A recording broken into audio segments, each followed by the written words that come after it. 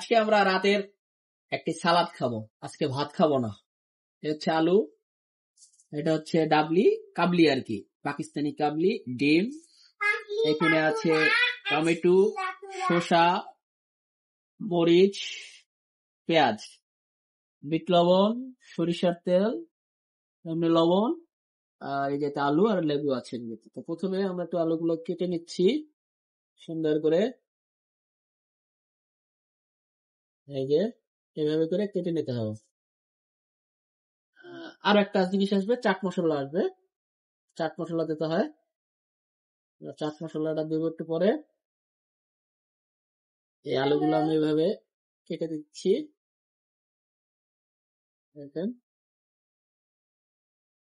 এই সালাডটা খুবই স্বাস্থ্যের জন্য উপকারী এবং ভাতের পরিবর্তে এটা খেলে সবচেয়ে ভালো।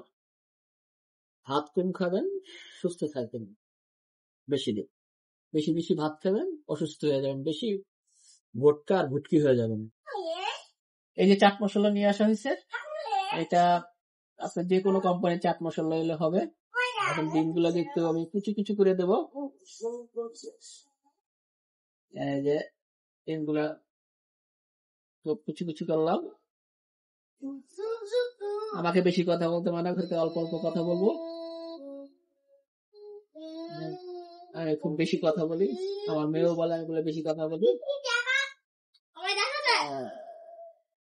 এই হচ্ছে আমি এটাকে একটু হালকা হালকা হালকা মেখে নিলাম, ঠিক আছে। এরপর এখানে ঢেলে দিচ্ছি সব, দেখুন। এই যে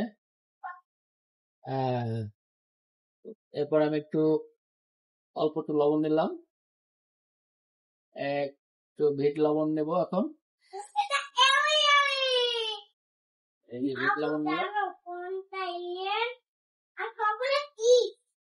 এই যে এখন দেখেন, এই হলো চাট মশলা। চাট মশলা বেশি দিতে হবে। চাট মশলা দিলাম, একটু হালকা একটু মেখে নিচ্ছি, দেখেন। এই যে এই যে এরপর একটু লেবু দিতে হবে, এই যে লেবু ছিপে দিচ্ছি। লেবুতে রসই নেই, দেখতে পাচ্ছেন। এখনকার লেবু শুকনো লেবু, এখানে রসই করছে না। একটা লেবু পুরোটাই দিতে হবে। আমার মেয়ে লেবু খাবে, এই নাও, নাও না। এরপর একটু গার্নিশের জন্য আমরা এখন একটু অলিভ অয়েল থাকলে অলিভ অয়েল দিতে হবে, আর অলিভ অয়েল না থাকলে গরিবের জন্য হচ্ছে সরিষার তেল। এই সরিষার তেল দিয়ে হালকা আবার একটু নেড়ে চেড়ে নিতে হবে।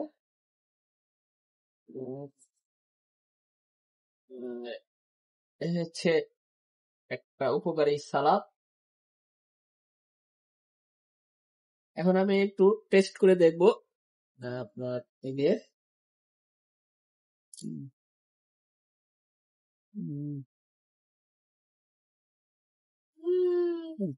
ওকে।